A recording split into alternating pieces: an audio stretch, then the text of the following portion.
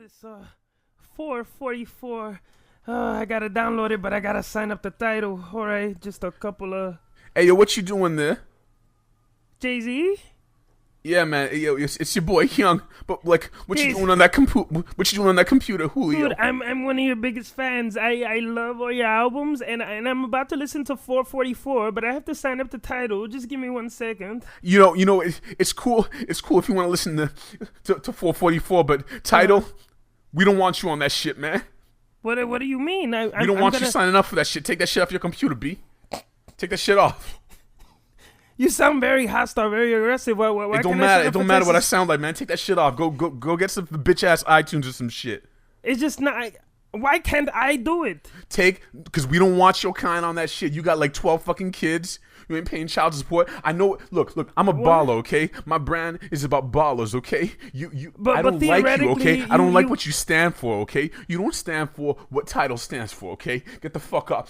Uninstall that shit right now. You're listening to the Double D's podcast. I'm Dom. I'm d.respect. You got a great set of tits. I get so angry thinking about this kid. Because that's what most people are bitching about. To New York, you know what I mean? We like to eat out here, you know? You gotta stop looking at interacting with people online as a cheap date. My father used to drink. Get the fuck away from me. Hold on. I come a lot, by the way. You're good bull the rap stuff. If you didn't say it, somebody in the comment section would have said it. It's like how you feel when you're having a paranoid high. That's a dynamic connection right there. You're listening to Double D's. I'm Dom. I'm d.respect. Thank you for listening to episode 195 of the Double D's podcast. As always, we would like to force you to give this video 150 likes. Let's try to bring the likes back from the dead. Yes, it doesn't matter, all that shit. 150 likes. And once again, your voicemails will be heard by the end of this installment. If you want to send the Double D's podcast a voicemail, just use the the voice recorder feature on your stupid fucking phone. Look at your phone. It's stupid. It's fucking ridiculous. You have to upgrade your phone. It sucks. Use the video. Sorry, not the video. The fucking audio memo thing, and then just send it to d.podcast@gmail.com. That's d.podcast@gmail.com. Send us a voicemail. Do not ask us a question. And guys, you got to keep these things very short. Some of you guys, I mean, it's like an Oscar speech. I want to say Double D's. I'm sorry I'm shitting on you guys. Double D's, really, like, I used to be a poor, ugly virgin, and now I've had sex with one woman, and I want to just thank you guys for. I had sex, and it was decent. You know, I came really fast, but thank you. What I want to start this episode out with is talking about my anger. I think I have anger issues. You do.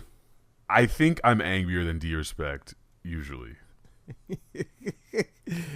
d.respect's he's a pretty zen dude, but I get like I have this anger in me of the type of anger of just like a lot of unresolved childhood traumas and people fucking with me, my family fucking with me, like religion fucking with me, being like fucked with in school, being persecuted as a nerd.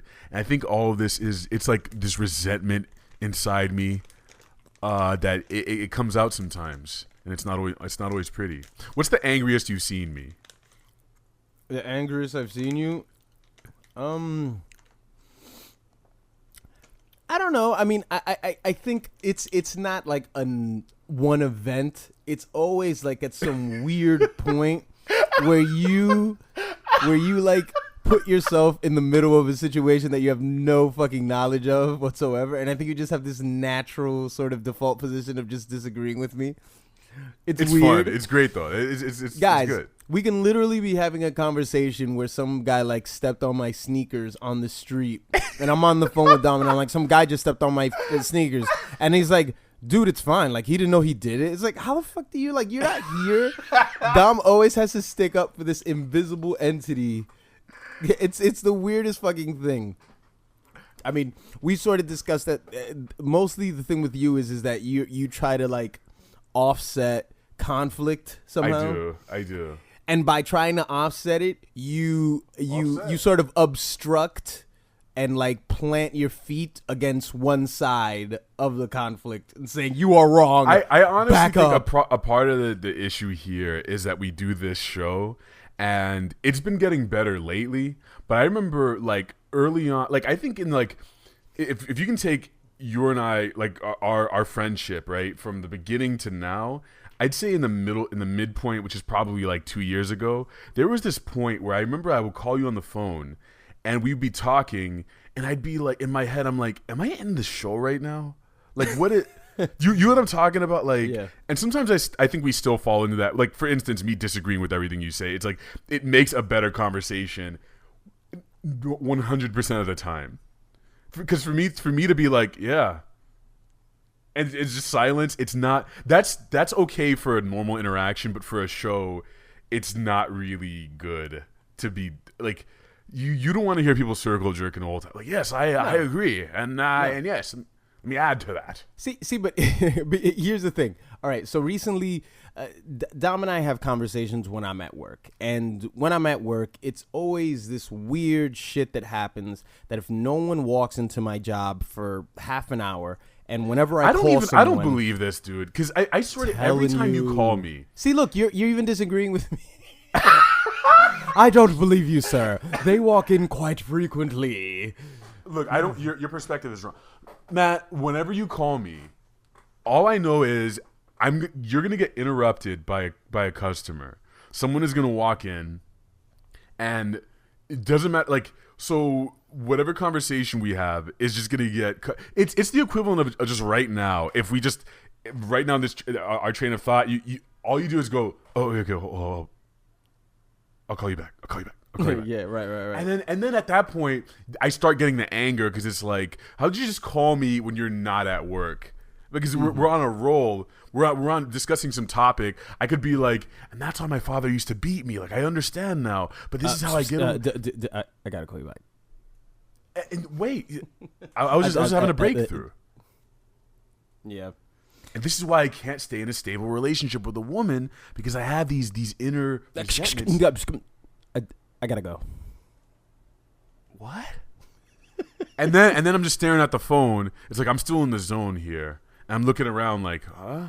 What does it mean? But you have anger towards your customers though. Oh yeah, I have a lot of anger towards them because it's impossible to work retail and not have anger towards people, because when you work retail, you get to see the most infantile, most basic sides of people's psychology. You get to see how they react to it's not there.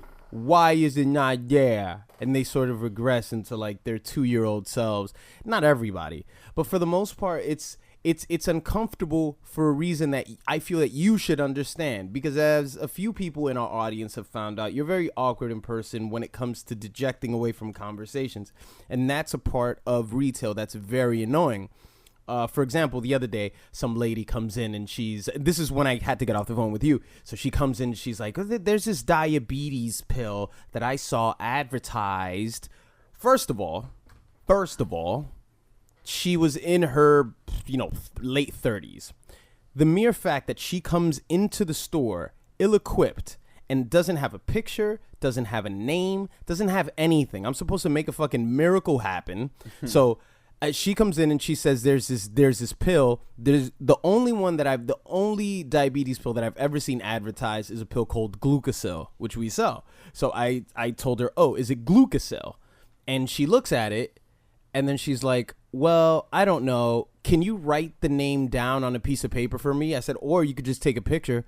And she's like, "Oh, that's right. I forgot we could take pictures of these things." And then all of a sudden, it's a Double D's episode, because she's like, "Oh, it's crazy, like how everything is like moving." Like, was she the old? She's she the old lady version of me? No, dude, she's like in her. She's like in her late 30s. She's like in her late 30s. But this is the funny thing. It's like no one says that about pictures. I mean, even when you had a Razor phone in the mid 90s, not the mid 90s, in the early 2000s, when you had a Razor phone, you could take a picture of something. I mean, that's not really an advancement of technology.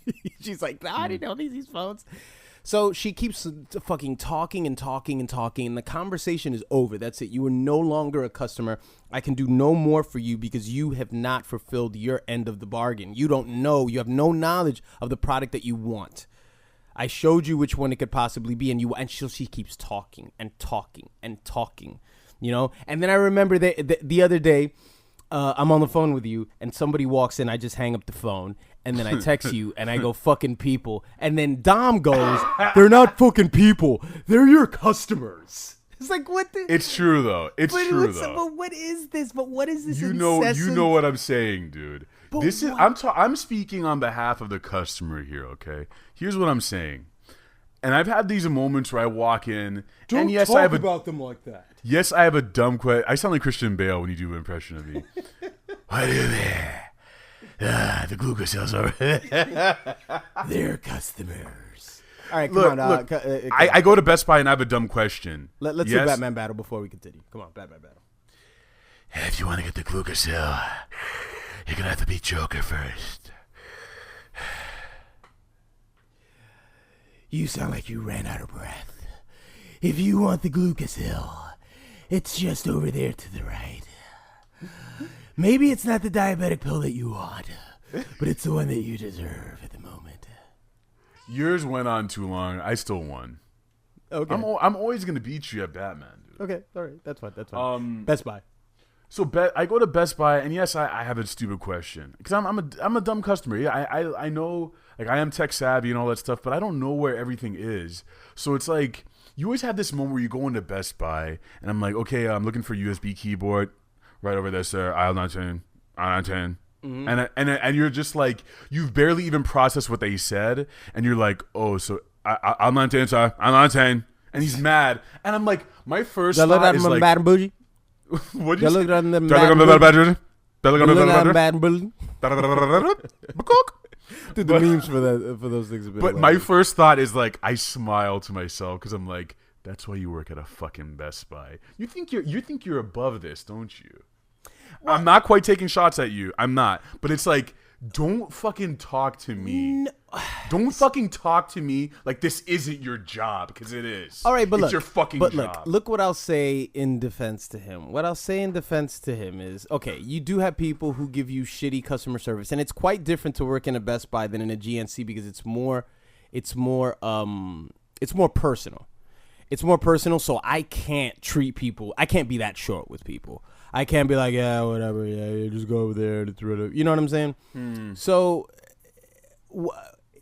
listen, it is your job, but it's frustrating to deal with people. Okay, it's frustrating to deal with people. Yes. So instead of taking this douchebag sort of perspective, it's very Republican. It's a very Republican. It is. Pull yourself up by your boots. This is your job. I'm basically saying, this company is paying you a why wage. are you even here? I know. But nobody. I've never been to the point at my job where I've been to the point like I hate being here. It's just when I'm discussing. That's what I don't understand, because I would get to that point.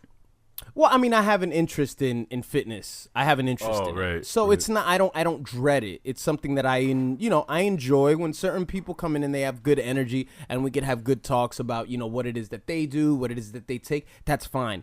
A large part of my job and what's really becoming, and this is sort of the natural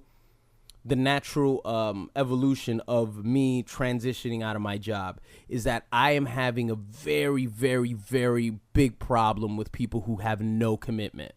They have no commitment. When we get to the bare bones of talking about, we're not talking about supplements. We're talking about your dedication. We're talking about your discipline. We're talking about how motivated, how fucking inspired you are. And when people come in the store and we're discussing things about exercise, you can tell when somebody is fucking, when they don't have it. What's the wording? What are the warning signs of the warning signs are people who put too much emphasis on the products. That's it. Dude, you don't realize how much you're talking about people, like, you're talking about musicians, you're talking about artists, you're talking about everybody right now. It's the same shit. How so? Okay, I'll give you one example and then you can continue. People who ask you 17 times what kind of drawing software you use, when in reality it's like, it doesn't matter. Right. It doesn't matter what it is. Absolutely right. It's when somebody comes in and they say, do you have this? And then I tell them, no, but we have this. oh, well, I've been taking that for so long and like it worked for me. They think that the value is in the product. They think that the product is getting them to where they need to go. Yeah. That's the first indication of somebody who's not really about that shit. They're not really about it. There's a lot of red flags, but the worst ones are people who come back with returns. People who come back with returns, you really do try to argue people out of their limitations. Because people will come in and they'll say, there's this one lady a couple weeks ago, she came in for a particular fat burner for a particular product. So she comes in and she gets it for her and her husband. She comes back like 2 or 3 days later and she's like, oh no, it made me too jittery. It made me too jittery. So then obviously I have to ask her a few questions. Partially because I'm a little upset and I'm being passive aggressive towards her. And I'm like, well, why didn't it work? And she was like, well, I took 2. I said, okay, you should have taken 1. What did you do? Did you exercise? She goes, no. She said, no. She said, yes, I went out for a walk. You're taking a fat burner. You got to put your body to work. You got to put your body to work. She's jittery because she didn't challenge her body. She didn't do anything with her body. I don't think anyone should take fat burners. Isn't that shit like evil? It's not the best thing to take. It's like some Monsanto juice. Listen, I'm not going to talk you out of it if you tell me that you don't have a terrible reaction to caffeine. If you don't have like blood pressure issues, go for it. It might work for you, But I was trying to talk her out of returning it and to commit a little bit more to it or try something else that was non-stimulant or whatever. And she just did, like with a smile on her face. She was like, "No, I'll just go back to taking natural products." This lady, she looks atrocious. She's built like a fucking like an Xbox. There's no way. Sexy. She sounds sexy, dog. Hey, she got that DVD drive in her too. I'm trying to, my last girlfriend. Damn. She looked like a. Damn. Why you say that word over and over again? Damn. My last girlfriend looked like a Nintendo game. Damn. That album's some trash, B. You know exactly what I was talking about this whole time, Cowboy. We talking about Preacher and the Flat Plains, right? No, kinda, okay. An album that's among that sort of caliber, yeah. See you later. Cowboy just came in to talk about his ugly ass girlfriend. Right. But with that shit, the diet stuff, what she was hearing when you said that was basically that you're trying to get one over on her in terms of money, which wasn't the case. She was hearing, this guy doesn't want to do his job and doesn't want a refund, so it became for her. She didn't take it like that. She wasn't offended. I'm not offensive towards people. I know how to talk to people. But I'm just wondering, why else would she not try it? Because she's mediocre, dude. Let me tell you. My friend the other day, because I was telling him a story about running in the park, and he was joking around, and he was like, "Oh yeah, like, what are you gonna be, a trainer?" I was like, I could never be a trainer. First of all, I just me and fitness, I'm not that passionate about fitness, and second of all, I just can't deal with people. I can't deal with people like telling me that no, I can't do because of this. I'm not gonna listen to that. I am not going to listen to you saying no. The fat boy who doesn't want to run. I mean me. If I tell you I can't run, you're gonna yell at me. Yeah, I don't want to hear it. I don't have the patience for it. So with this job, when people say certain things and people have certain stories in their head, that's another thing. The stories that people have in their head that they have already decided their level of health. They've decided it and they've made their peace with it. And and they're only 40. That's the sad part. They think because they're 40, they think it's over, but it's like, it's amazing. It amazes me to no end. So that is part of the reason that it's frustrating to deal with people, because a lot of people come in to waste their time. They come in to waste their time because they feel like they're working out just by being in there. Yeah, they feel like they're getting to something. They walk out sweating, feeling good. Yeah. I had a fitness moment this past weekend. Actually, I guess it was 2 days ago. I was hanging out with some family members, my brother's girlfriend's family. They're from Malawi. They have a Malawian Independence Day picnic thing every 3rd of July, which is that it just happens to correspond with July 4th, whatever. So I'm out there, and this is how I know I've changed a lot as a person. So I'll preface this by saying, it's a DJ Khaled album, right? I've changed a a lot. lot.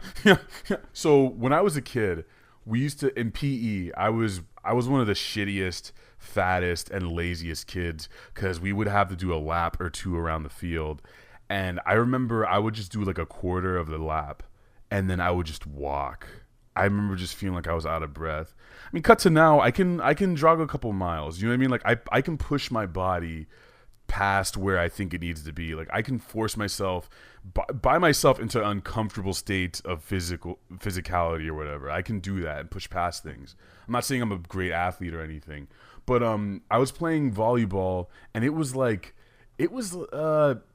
think there were like 6 kids, like maybe 5 kids and me, an adult on one team, and then 5 other kids, an adult on the other side. Right? We're playing volleyball. It was very fun. You know, I was it was outside. It was like maybe 80 degrees. We're pretty good pace we were playing at, and it's funny because like I'm looking out at the kids, right, and it was almost like it was separated by age range.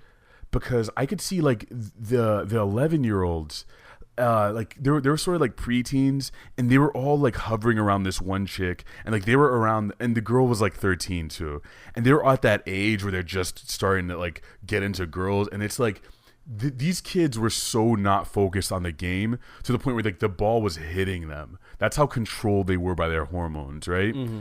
Not just that, but like they were just like so completely just like even if they were focusing on the ball, like coordination they were just goofy as shit, just tripping over their own feet. And I remember just looking over at him like, what the fuck are you doing out here? There was this other kid on the other hand. This kid was probably like 9. Oh, like on top of his shit, always diving for the ball, focused. He would jump for the ball and like he would land to the point where he's getting dirt all over himself because he's like going for crazy hits on the ball or whatever. And I'm like, that kid has it. He has the thing. I say this because what I would do is like after he does like a really good pass or whatever, I'd reward him, dap him up, all that shit. And so we were the only ones who were really into the game on our team. Everyone else is just sitting there fucking around. I didn't even talk to those other people. Maybe I took this volleyball game too seriously, but that's kind of the person I am, which is, again, something I unlocked in myself. I wasn't like this growing up. When I was growing up, I remember I was the kind of kid who was like, oh, sports are just beneath me. Like, I'm just going to go over here and read because I'm smarter than everyone anyway. Why do I need to be physically engaged anyway? And now I'm like, you know, I see the value in it. And this ties into what you're saying because I think if I were a trainer of any kind, or like, and I mean, even if it was like tutoring someone on some kind of art shit or whatever, I think I'd be pretty harsh.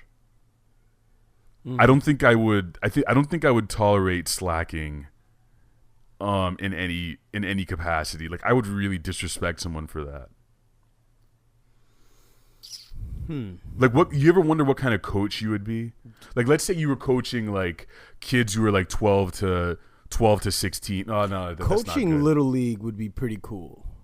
That would be a little league baseball. But like I was saying, cool. What you would find is like you know what would happen. Like just like what happened to me, you'd see a bunch of schmucks, a bunch of kids whose parents just pamper them, and then you see that one kid who's like, they have the heart, you know, that thing where it's like they don't care if they're gonna die, they're just gonna go after that ball, that kind of activity. Yeah. But the rest of them are just kind of like, you know, like slacking around.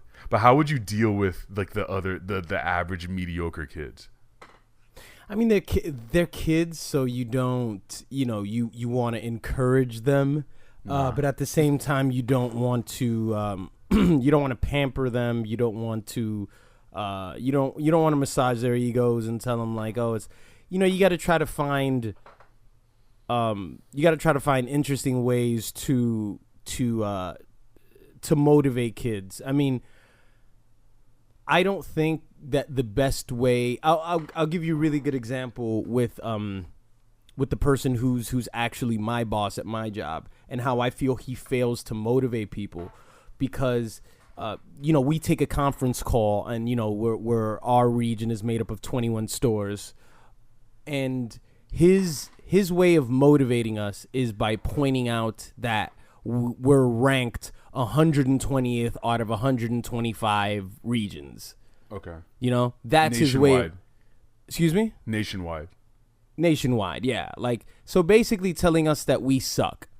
So weeks and weeks go by, and he's still employing the same tactic, and he finds himself on the conference call saying things like, guys, I don't know what the problem is here. He thinks everything is about execution. Everything. He thinks every single thing is about execution, and that's because he's a manager. He's not a leader. I have a he's a manager. That's all he is, which is fine. Not everybody is supposed to be a creative visionary. Not everybody is that kind of a person who's at the top. You work your strengths, and whatever your strengths may be. If you just so happen to be a person who likes to put a carrot in front of somebody's face and say go towards it because somebody else is getting that carrot before you, that's how you feel you motivate people. But in most cases, that's not really what motivates people. The way that I would do it, the way that I think he should do things is I would give kids credit if they made improvements in certain areas. For example, if I can relate it to my job, if we have a certain goal for a certain item that we're trying to get past, and say your store, the goal is 8 for the week. You get 3, okay? You get 3 this week, and you get 6 next week. In both weeks, you didn't hit the goal. But guess what? You made improvement from last week to the next. Yeah. He wouldn't acknowledge that. He's just going to look at Dom's store as negative. So, Dom, you got to get it together. You got to get it together because there's no emphasis on improvement. It's just on result. That's all it is. All he cares is that you get the result. He doesn't care, and he doesn't realize that he's just a part of getting to that result as much as you are. But since he's not a leader, he can't see that. He just sees numbers. He's a manager. So with children, that's what I would do. I would give kids credit for the little things that they're improving on. I'm not going to suck their dick, I'm not. I hope you would. I'm not. I'm not a moil. You know what I'm saying? Yeah. But yeah, that's what I would do. I would give them credit, and I wouldn't praise the kid who is superior, the one that you keep mentioning. Damn, because so I already fucked up because they know. If we can continue to use this thing, also what he does is the stores that are overachieving stores because that's just how they roll. My store would sort of be in the second tier of stores. Like, we're doing fine, we're not doing crazy, but we're holding up our end of the bargain, and we're not making the rest of the region look bad. Yeah. But by no means am I one of these stores that's fucking just like, except there's only like 2 or 3 of them. But every time in a call, he'll say, hey, these stores are doing great. You know what I'm saying? And it's just like, it's so like, he's so basic. He's such a basic dude. And so I would never give the kids who are excelling too much credit, because you don't want to build them up too much, and you don't want to make the rest of the kids feel like shit, because at the end of the day, these are children. A lot of these kids were forced or placed on these teams. They didn't willingly decide to be on these teams. So you have to make it fun for them. Their parents want to give them something to do, so they feel like they're good parents, and they're giving their kids development and activity, and they want their kids to lose weight. So not every kid is there because he wants to get good at basketball. He just wants to have fun. So it's not a good idea to make this kid seem like the greatest thing since sliced bread, and the other kid's just going to feel like shit. So I do believe that a part of it, you do have to have some sensitivity because you're dealing with young minds, but then again, you can't hold their hands through everything. You got to tell them, look, you got to try to do better, but still make it fun for them, I think. I think I would be a great little league coach. I usually will disagree with you on most things, but I think you're right that you'd probably do much better, because I think I'd because I always have this thing, and this is a really bad side of me, but I'm like, humans need to suffer. I don't know why I have that. I have that thing of like, you need to feel bad. And I don't know if that's just like a mental dysfunction or something of mine, but I'm like, you should know bad about not doing good, or yeah, yeah, you suck. Yeah, you're mediocre. Like, get the fuck out of here. Like, if you're not good and you don't have it in you, you should feel bad about it. And no one should be sitting there like patting you on the head to tell you that you did a good job, because you will suffer. Like, as an adult, you know how many people I see going around like acting like pretending that there's something they're not. Mm-hmm. You know, and it's like, where does that come from? You know, this has a lot to do with, you know, when you came over here for the city and you were talking to me about David Cho 1,000 times, and I've looked into him. I didn't talk about him that much. I don't think he's that interesting personality wise. I don't know about his work. You know, there's a lot of people that we discuss that they do great work, but I don't want to hear him talk for an hour. Yeah. So what I find interesting is that he's angry. He's angry. He's angry about a lot of things. He is angry. And I find that with people like that, they think that since their source is anger, everybody's core source should be anger and longing and insecure. You know what I'm saying? Like that should be everybody's pit. It's like not everybody operates that way. Not every person operates out of the darkness. It's just not how everybody just works. Cool people like me. Do you think Gallagher works out of that? Well, yeah, dude. He a watermelon killed his parents. How about Black Gallagher? How about him? Black Gallagher. I don't remember. Oh, I remember. Yeah, I remember Black Gallagher. How do you think Gallagher felt about that? Do you think he felt like Dave Chappelle's making fun of him? Or you think he felt this might be a little too meta. I don't know if these kids know who Gallagher is, but they don't. He's weird. Like he was arguing with Patrice O'Neal on like a couple of episodes ago. Really? I'd love to hear that. He's weird, man. I'd love to hear that. Yeah, I'll show it to you later. What else has been happening in life? Have you seen any good films lately? Perhaps. Yeah, I saw Doctor Strange. That was underwhelming. Okay, here's what I like the best about Doctor Strange. Look, any person who knows me, okay? I'm clapping like a black chick. Any person who knows Dominic Rabrun knows that I love magic, okay? I love magic. I love the idea of it. I love the idea of practitioners, the different schools of magic, okay? I study this shit, all right? And so I support it in any form. Magic specifically? Yeah, I love it. I've literally never heard you talk about magic. That's because you shut me down whenever I talk about nerd shit. You don't know how much nerd shit is in my head. But wait. When you mean magic, are we talking Penn and Teller? No. We're talking about like fictional. Okay, magic, okay, yeah, okay. No, not that kind. But yeah. So this magic. That's such a vague. Like, what is that? What is magic? What's the definition of magic? There's different kinds. I mean, like, there's like magic in our world. In this world. Okay, like separate yourself from the spiritual shit. That stuff doesn't exist. I can't shoot fireballs out of my hands. Magic in our world is like illusions and tricks. It's trickery. That's what magic is here.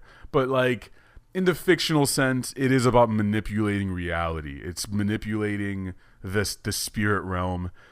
Yeah, altering reality using otherworldly forces. This guy's a fucking idiot. Who, me? No, the guy behind you. What are you talking about? There you go. There was half a second where I thought about looking over, and I was like, no. That's that Dominican trickery you tried to use on the me. idiot comment comes full circle. Yeah. Okay. So... okay. Wait, look. So I love magic. This was a pretty good depiction of magic. All right. I'm going to bring it back to that. I had some issues with it. The best part of this movie was the first... I'd say... Yeah, the first 30 minutes when he's learning how to use his spells, and specifically the part where the Great Beyond, or whatever the hell Tilda Swinton's name was, punches him out of his chest, and then he's going through these different dimensions. I thought the whole movie should have been like that. Okay. Audiences would have hated it. I would have loved it. Yeah, that's all I have to say. I fell asleep. I fell asleep through a great deal of the movie. What I did love, and I don't know how he did this. Tell me how he did. How did he lock himself in an infinite loop with Thanos? It's Dormammu. You're such a loser. It's fucking Thanos. That was actually Dormammu, the dark presence. So Thanos that really isn't Thanos. No, it's Dormammu. He looks just like him. No, he doesn't, dude. Okay, but he eats worlds, right? Yeah. So hold on, wait. So hold on. So there's more than one person that eats right? worlds. Yeah, dude. Galactus eats worlds. Oh, Galactus is the one that eats worlds. I'm sorry, you're right. Damn, bro. Wait, Don't even try to come to this realm. Look, anyway. No. Wait a minute. Wait. Because This is all silly. No, Go ahead. listen. Okay, so Thermammu. You said Dormammu. What? Thermometer? Yeah. Yeah, so Thermometer. Who's more powerful, Thermometer, Galactus, or Thanos? Oh Jesus, I'm about to come. All right, no, look. Here's I'll give it to you this way. I know the least about Dormammu. I know more than the average person. Hurry up, losing interest. Check it out. Let me get Thanos on top, all right, because he has the Infinity Gauntlet with all the mind, time, reality bending stones. Then Galactus, because he literally eats planets and galaxies, and he has Silver Surfer as his thrall, his eternal servant. Silver Surfer is one of the most powerful creatures or beings in the Marvel universe. Okay, he has Silver Surfer. You got to factor that in. Okay, and then Dormammu, he's a demonic creature, and he has dominion over some like other demonic realm. That's what I would say. Thanos, Galactus, Dormammu. Anyway, to answer your question, this is so dumb. He has the time gem. Doctor Strange has the time gem, which is the thing that's around his neck. So it allows him to create, in theory, like just time loops, like portals. He can use it to, like manipulate time, which is what he did. He created a separate dimension that he could control until he didn't want to be in there anymore, which is what he did. Dude, it was like it was like the pursuit of happiness. He was like a persistent seller. Thermammu, are you interested in buying this bone density scanner? It's like constantly fucking with him. That scene was pretty funny because he was just like, dude, we're gonna be here forever, and he was just like, stop! Why are you doing this to me? Why is this happening? It was pretty funny. The movie had some. I would say I would compare it to Guardians. I'd put it second as. Oh no, I'm sorry. I'm forgetting about Deadpool. But Deadpool was so intentionally funny. I mean, look, man, Deadpool and Logan don't even compare them to the rest of the Marvel movies. I've never even watched Logan. It's so good. You'd love it, man. It's great. No. Stop it. You're embarrassing yourself. I hate Logan. I hate Wolverine. He's so not interesting to me. Why would you? Wolverine isn't interesting to me because he never dies. That's not interesting to me. I don't want to spoil anything to you. Okay, so maybe he dies here. Okay, so is that them breaking? Yes. Everyone's been telling you this. Are you going to watch the movie or can I just No spoil one's it? been telling me anything. I haven't heard anything about this. Okay, let me tell you why Logan is amazing, all right? Okay. Logan is a much more human Wolverine. If you're catching my drift. Look, it's darker. He dies at the end. Okay. He dies. So like Tupac?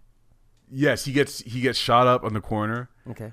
Darius Shipp Jr. shows up, but there's also, I mean, they also it's rated R, so it's in the same Deadpool Marvel universe. It's darker. There's drugs in it. It's cussing and stuff. And is Hugh Jackman still in the movie? Yes. Okay, that's fine. And he has to take care of this young girl who's basically cloned from his blood. Give me a black Wolverine. How about that? How about D? How about D? Then you can cash me outside. How about Marvel takes one of their loved and trusted characters and they just make them black? Not that made me watch it. They've done that. They've done that many times. Well, the main one, Nick Fury. Nick Fury was white. Oh my god! First of all, he didn't even get his own movie. Who gives a shit? But he's in plenty of movies, though. No. What? I mean, a lead. A lead. Okay. Yeah. Okay. They tried it with Michael B. Jordan in that shitty Fantastic Four, which nobody watched, including me. I didn't see it. Yeah, never even saw it. I didn't see the originals with Jessica Alba. I didn't even see. Yeah, those. don't watch any of those. They need ugh. Toxic. Spider-Man might be good though. I think it's getting like 97s on Rotten Tomatoes, man. Yeah. Well, I mean, I don't know. Okay, so I did. How much of an influence was Inception to this movie? I'm willing to bet a lot, dude, because their whole fighting style was just the Ariadne architect bending. That's all it was. Yeah. It wasn't a lot of fighting. It was just a lot of like wall twisting and let's open up this portal and dive through it. Which is pretty cool, but like I made a video about this, which you probably didn't watch. No, I did not. But like, this is Doctor No, Strange. I watch more of your content than you watch mine. Yes, I will not die. I will not argue with it. Yeah, you suck. This is Doctor Strange, okay? I want to see a Doctor Strange fight that's so fucking weird that the audience leaves the theater. Okay. This is really my thing, is just threatening viewers, apparently. No, but look, the fight has to be so weird that like Doctor Strange throws a spell at a guy, right? It hits the guy, and then literally that portion of the screen turns into credits from the movie. And it stays there like a blemish in their realm. So it's like he fucks up with reality so much to the point where like he realizes that he's inside of a movie, and it fucks with him. You get it? It's a reality. He can bend reality, right? So why don't they bend reality then? Yeah, why don't they have a fight that's so off the wall that they literally end the whole fucking movie? Because it's that powerful. Okay. That'll be tight. But of course, no one would ever fund this. You know, I don't give a shit about this as much as you do. You're just like going off on this, and I'm just like, look, man, it's okay. Oh, you know what I didn't like was your boy Chiwetel Ejiofor in it. He's cool with the Magic Squad. He's fine with the Great Old One and everything, and that was actually the H.P. Lovecraft reference. Wrong character. Anyway, so he's cool with Tilda Swinton. And then all of a sudden he finds out that she's been using the dark abilities, and out of nowhere he decides to be evil. Do you remember that? No, I probably fell asleep. Yeah, whenever he went evil, I fell asleep because I didn't catch him being evil. Yeah. Okay. Well, these movies I think they need to end. All these Marvel and then DC's gonna throw their hat in. Do you realize what's gonna happen? We're going to have like 7 superhero movies a year. Probably not that many. Maybe like 5. I mean, hasn't that been the case? I can't really... how many... Okay, so Guardians was this year. Wasn't there another one? This year? Not that I can recall. Maybe it was just one. Hang on a sec. Whoa. Guardians... which wasn't good. Well, all right. Let's not say not good. Let's just say under. Whoops, sorry about that. What were you saying? It was underwhelming compared to the original, of course. Yeah, and I just think this stuff needs to end. I like superhero stuff, but the wave is over. Yeah, it's getting all silly. So let's end this before it comes to the point where kids don't even want to watch this shit. Because I think it's going to happen. We're going to have a bubble burst, and then no one's going to want to see superhero shit for another 10 years. It's probably not going to last that long. Maybe like 5 years. And then they're just going to reboot everything anyway. So superhero movies are finally going to go away like reaction channels? I think so. That'd be Reaction great. channels will never go away. Oh, they will. Of course they will. No, man. You don't think so? Look at Japan. Their TV is based on that format. So what? That's Japan. I'm saying it's just an inherently human thing of like. I mean, it's always going to be a thing, but the fad that it is, I don't think so. But I think it's staying around because when you show a friend a funny video, you want to see their reaction. So I think as long as humans are social in that specific way, there will be a place in React world for those videos. But again, that's a genuine reaction. When you show it to your friend, that's a reaction. When I say I am a reactor, and I will that's not a reaction anymore. That's not really reaction. Will those real reactions, like a father reacting to XXX Tentacion, that is a genuine reaction. When you have a dude who's sitting in his living room, he's like, all right, I'm going to react to this Jay-Z, the story of OJ. And then when he reveals himself to be that Sambo character, what? What is that? That's the thumbnail. That's the thumbnail. This is so wacky.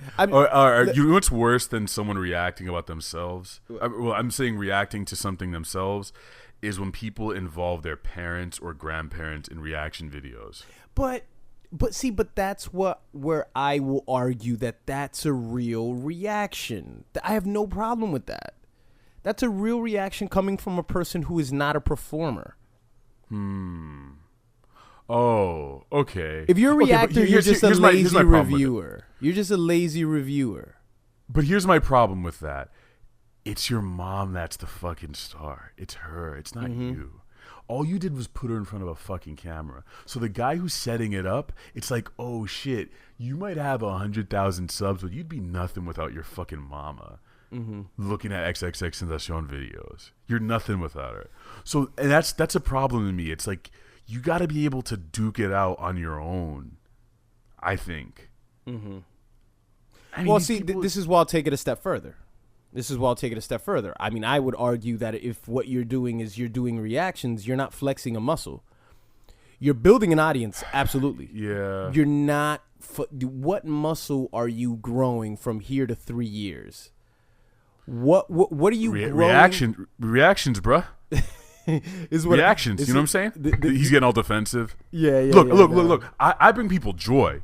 What do you do? I know. I make people happy. You see what I'm saying? Check out how many followers I have. I got Adidas. You know what I'm saying? Coming to me. You can't argue these days with And the reason why I'll always be on the outside looking in for a topic like this is, I mean, my age has a lot to do with it because I'm the age that I started using a computer or last year.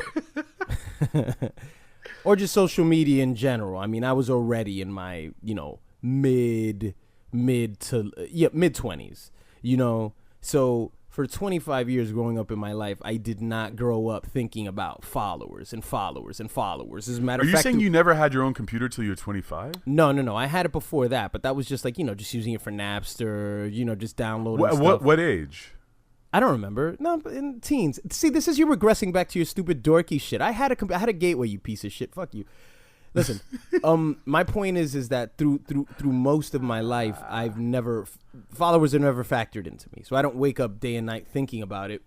It's very difficult to talk this new generation out of quality when they see followers because they equate the self-esteem of the content, everything about the content, that it has followers. But I will say that a reaction channel has something, but the reaction channel is you extrapolate things and it's like, what is the reaction or what is he providing? What is he providing for the community? What is he getting better at? Because a lot of reaction there's exceptions. Okay, there's a kid who I don't really think what he does is reactions. His name is Sean C. Oh yeah, okay. Sean C does reactions, but he talks. He adds talks. Commentary, and he throws in comedy as well. So there's a few things that he's flexing within that. He's doing a few things, as opposed to somebody who's just like, yeah, oh shit, oh yeah, hey guys, comment, subscribe. That's it. That was a hot video, man. You're definitely giving your audience a product that's gonna grow, absolutely. But there's no other There's no other skill or trade that you are developing in the meantime. So if reaction channels dip, or if monetization on YouTube just fucking dies away, which most of these guys are around, but just for monetization, they're not really around because they really like making content. Yeah. It's an ego thing. It's a follower thing. Once one of those things drops out, they're not going to be around anymore.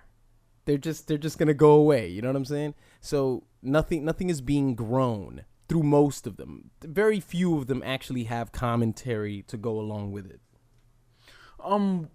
I'll add to what you're saying and sort of spin it a different way. If some of you guys don't understand what you're saying, outside the internet, what can you do? It's like what is it? What can you do to entertain? Besides people? looking at a screen, what can you do? What can you do? And furthermore, I mean, and this is the nature of this world is competitive, and there is. I know I might be contradicting myself a little bit here when I say that. I mean, I know I have been on record as saying that there's a piece of a pie for everybody, but I'll put it to you this way: the more generic and the more generic your content is, the more your content is easily replicable by someone else, the more competition you actually have.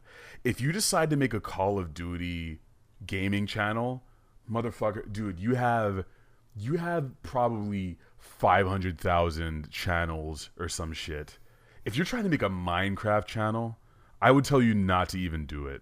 Unless you can also play piano, unless you also draw, unless you're I was almost gonna say smart as shit, but like that's barely even enough. Unless you play outside, you have some kind of gimmick. But the idea being, you add something else. You're giving people something. You're working on that skill outside of what it is you're trying to do. If you're just trying to become a music reviewer, and that's all you're doing, and you're barely even good at like talking in front of a camera, it's like, man, you gotta find your shit, because it's really competitive out here. And that's the problem with this. I think a lot of these reaction channels, even the guys at the top, you look at them and you're like, oh man, like what do you even? It's a lot of kids on the internet, man. There's a lot of kids, and it's nothing is about mastery.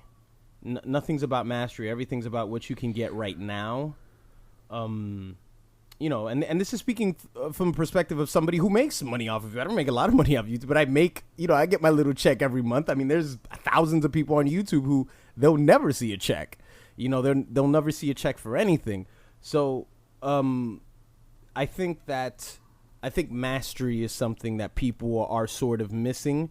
And at the same time, I get it, because once your audience reacts to you, you like that? Once your audience reacts to you a certain way and they push you in a certain direction, maybe there's no time for that. Maybe that's it. You just got to be what the audience wants you to be. But I don't believe in that. I here's the disagree thing. with you. But here's what I was gonna say. Here's what I'm gonna say. But since we're in this digital space that nobody really understands, everybody thinks they understand things because they see numbers and they think they know what.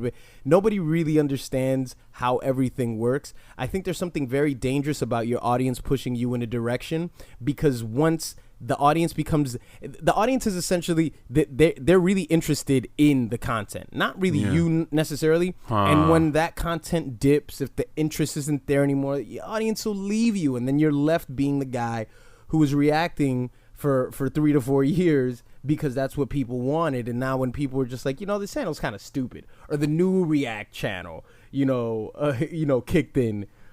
Because what I'm seeing now is I'm not even seeing like Big Quint isn't even the biggest. If we break it down to hip hop reaction, music reactor. Yeah, Big Quint isn't even the biggest. There's a couple people who get like a shit ton of more views than he does. So I mean, it's just one after the other, just replacing. But then when you think of album reviewers, nobody takes Anthony Fantano off of his throne. You know what I'm saying? Like that, like that doesn't happen because he provides something for the community. Obviously, his writing has gotten better from this point than it was, 4 years ago. But he has that thing too of like, okay, if we're talking about excellent and striving for using something that's outside of YouTube, he has he has that thing, that ear where he'll be talking about like some little drum that's like you can barely even perceive, and how that relates to the rest of the album. Like, so he is bringing a set of abilities that's like it might look like he's just listening to music and talking about it, but we both know that it's far from the case. Yeah.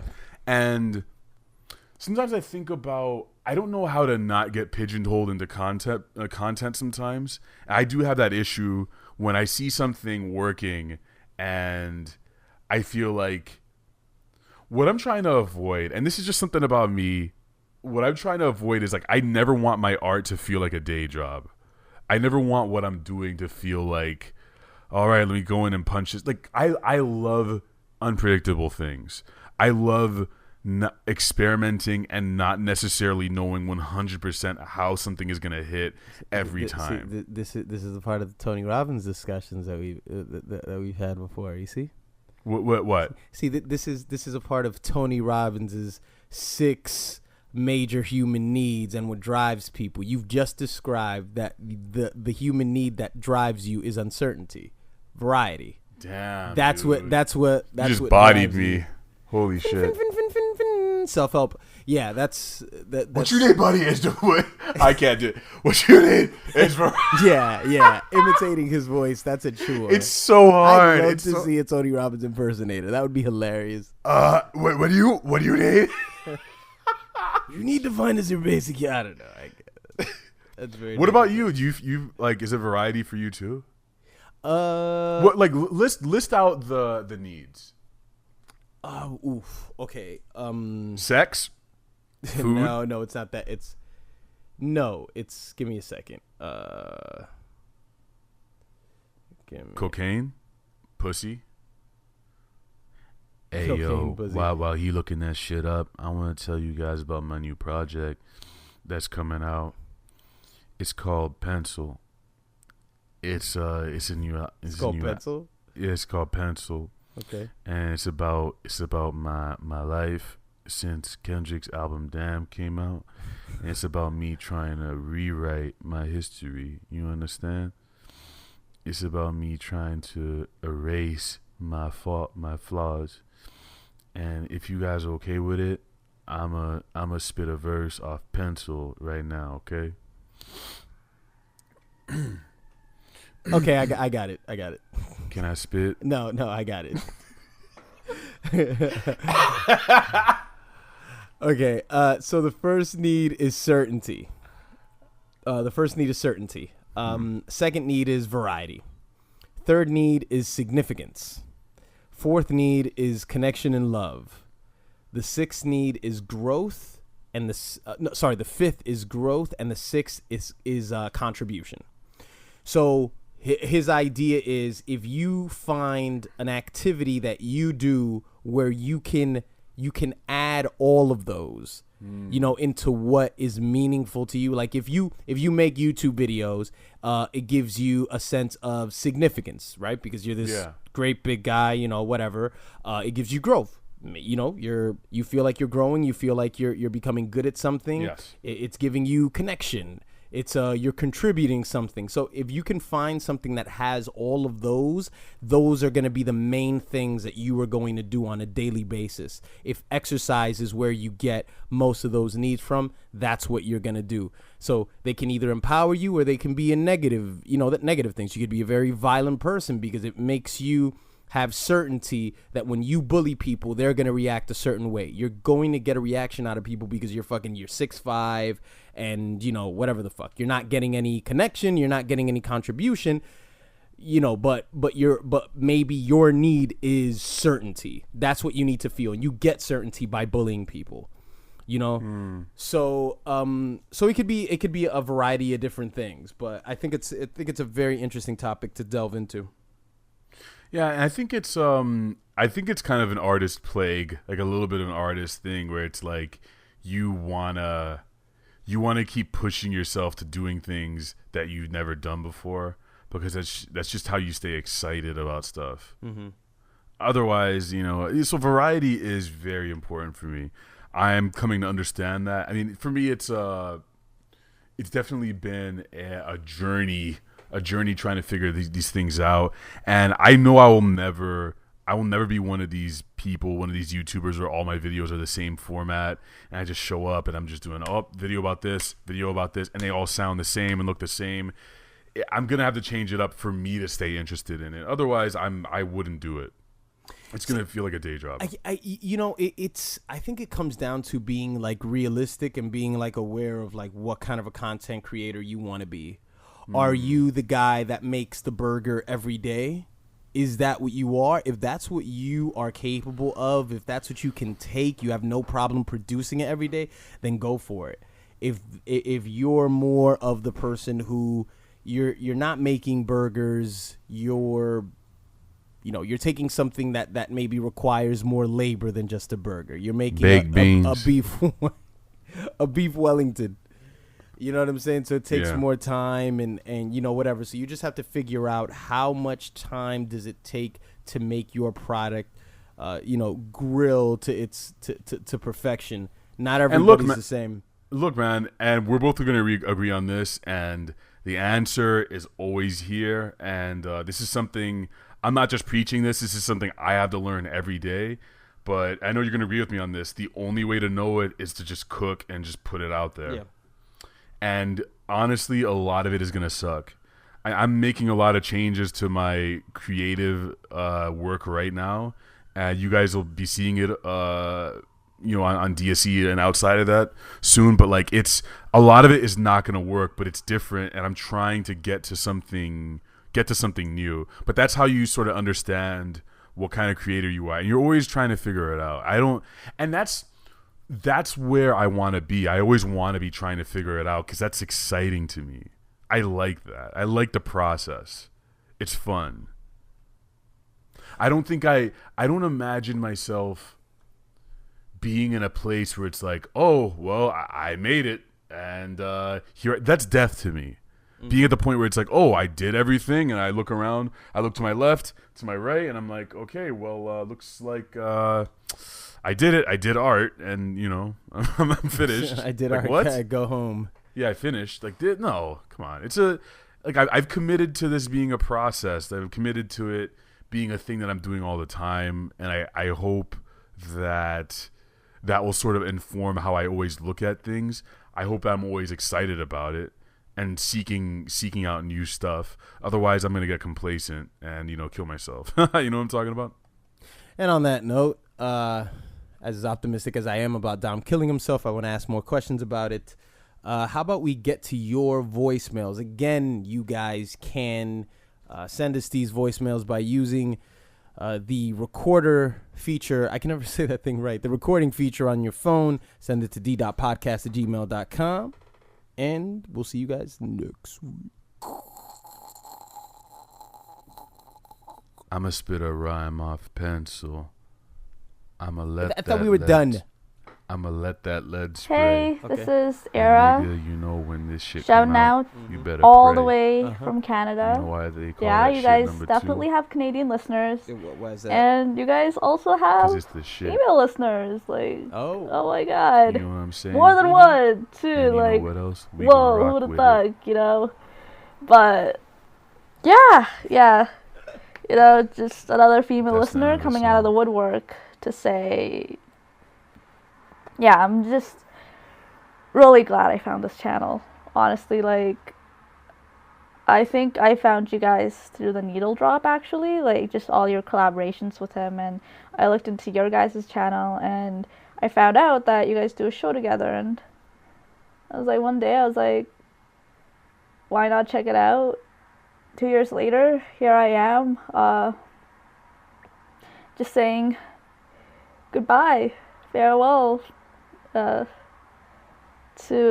just a great show. Like, you guys, I don't know, you guys are just so, like, relatable and also funny. Like, you guys definitely have a light-hearted side too. Like, it's not all like serious or like themed or like just about one thing. Like, I love how you guys just have like so much variety, and you just talk about whatever, like from like art and like current events to like even like weird but amusing stories. And I don't know, I feel like sometimes you guys do give out good advice too. Or maybe like I'm just thinking that because I'm not as old as you guys. I'm still like early 20s, like young person just trying to figure her way through life. But I think you guys have definitely helped me realize some stuff. And it's gonna sound so corny, but yeah, like you guys are definitely one of my favorites. Even when I'm having like sort of a shitty day, like it's just good to listen to something that's just so like just something really like down to earth, but also just something funny to get you off the mood. Like I keep mentioning you guys are funny because like of course with like all the characters that you guys are so funny, but they're all just have their own personalities, and and they just pop in, and you guys keep making new ones, and it's so amusing. Shout outs especially to Julio and Underwater Eddie, a little quack. I also find like your impression battles like hilarious. Oh my god. Yeah, you guys put on like really funny impressions. And I also like all the features I have, like including like with the needle drop and Mike Seatown, even all others. It's like I think you guys not only have good chemistry within yourselves, but you guys know how to like put out a good interview. And yeah, I just wanted to like say that. Yeah, I'm just gushing about the show, but I'm so sad it's coming to an end. But here we are, you know, and all good things come to an end. And I think it's good to like leave on a high note instead of just like continue on and then the show just dies, like it just collapses within itself, and that always sucks. That's not fun to listen to anymore. But yeah, I hope you guys I wish you guys all the best luck in your future projects and in your own channels, and it would be cool if you guys like collabed again in some way, like even if it's not like a podcast. I don't know, but that'd be cool. As yeah, farewell to Double D's. Yo, what's up, Dom and d.respect? This is Nick from Atlanta, and I just wanted to thank you guys for all of the years that you guys have been doing this podcast. I actually found this podcast through Dom's channel, and I've been watching since episode 76 or 79 or somewhere around there, and you guys are hilarious. Like I really enjoyed all of the characters and stuff that you guys created and stuff. I'm actually an illustrator like Dom, and it's interesting to hear his perspective on being an artist and his perspective on creativity, and it really helped me a lot sort of try and figure out my path in being an illustrator. And yeah, it's interesting to hear d.respect's thoughts on art and creativity as well when it comes to hip-hop and stuff, and a lot of that can sort of, you know, overlap with illustration. So that's one of the things that I really like about you guys, is that you can go deep into, very philosophical areas, and then the next moment you're like joking about like Tupac working at Nigger Chicken and stuff. But yeah, I just wanted to thank you guys. Like, this podcast has helped me a lot, and it's really inspiring. I would love to do something like this in the future. So it was fun to see how you guys have grown, and it sort of, gives me hope that, I can do something similar one day. So I just wanted to, say thanks again. I probably said that more than enough times, but I wish you guys the best of luck on whatever you do next, and I look forward to it. Talk to you guys later. What's going on, guys? My name's Simon. I'm 18. I live in Placerville, California. Long and short of it, it's a very small Republican fucking zero diversity kind of town, and I want to move. I love it here. My family's here. My friends are here, but I feel like I have to go because I'm a white kid that really has not been exposed to the world the way I feel like I should be. And to no fault of my parents or my family, it's just the fact of where I live, man. I don't know what it's like on the East Coast. I have no fucking idea what it's like being a minority, man. I've been privileged in my life, and I mean, I can't say I don't like that, but I feel like I need to know more. I can't just keep living here, I need to branch out and find new things. And finding your podcast has shown me that there is more out there that I don't know about, man. It's just reassured my thoughts that I need to branch out more in life. I need to find new things. I need to move, man. And what can I say, man? I know that every teenager wants to fucking move.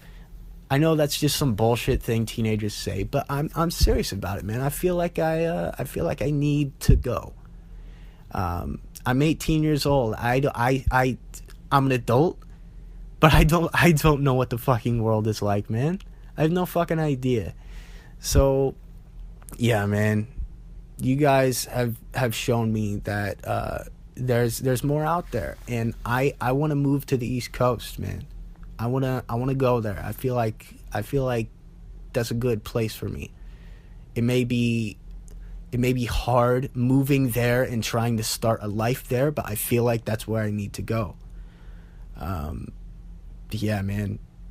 Not only have you shown me that there's more culture-wise out there than what's in front of me, but you've shown me that there's more music-wise out there. You guys have introduced me to hip-hop, man. I've grown up listening to metal and rock, two genres with very conservative fan bases that do not branch out to anything other than what they're consuming. So finding hip-hop, being introduced to hip-hop by you guys has been an absolute fucking blessing because I love it so fucking much, man. I don't think I ever would have said it when I was a kid, but I think it's one of the purest art forms out there, man. It's